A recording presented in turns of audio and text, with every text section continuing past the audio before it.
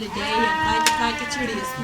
Kila ma wurin kwasan kayan haramun ne wanga ne mai wara da ka gani ka tsamo. Kila ma can ka kwaso wanga jidali.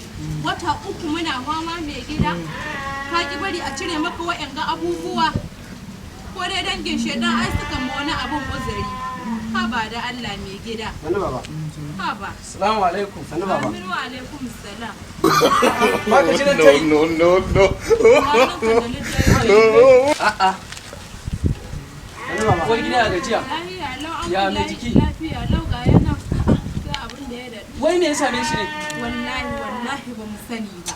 Mun dai je asibiti mun yi na gargajiya ka gama maganin nan ya sha yaƙi ya yare rike liddayi yanda ka san abu. Wallahi mun yi dai sai a hankali. To kai baka jiran tayi an taba abu baka da lafiya a ce baka shan magani? Ai ya kamata a rinka shan magani. Ciwo ba a shan magani ya za a yi sauki ya samu.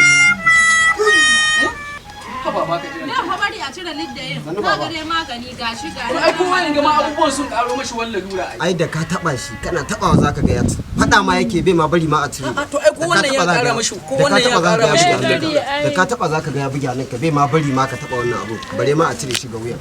Kuma yau ne zamu koma wajen likita. Idan muka je ba ma ya bari ma a taba wannan abu a haka likita ya ce a bar mishi saboda a samu kanshi wajen yin magani.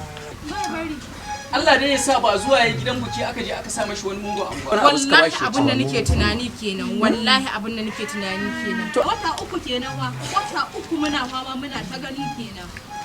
Allah ya bashi lafiya. Allah ya bashi lafiya. Sannu yawa. Sannu ga sako Audun mama ya ce a kawo. Audun mama? No.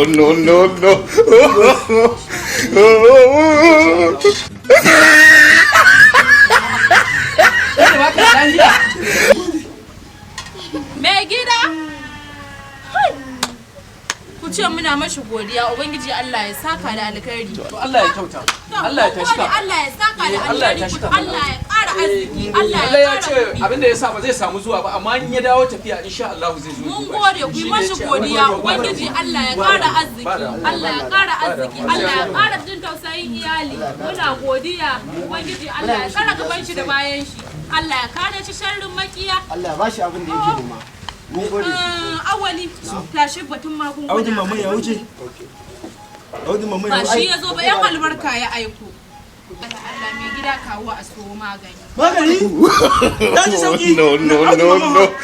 Ai, Audun mama da inda ya baka kai dole ka ji sauki. Magani? Allah ji sauki. Ina zuwa. Likita ne ya ce mu koma a ga Allah ka ƙara ma Audun mama lafiya.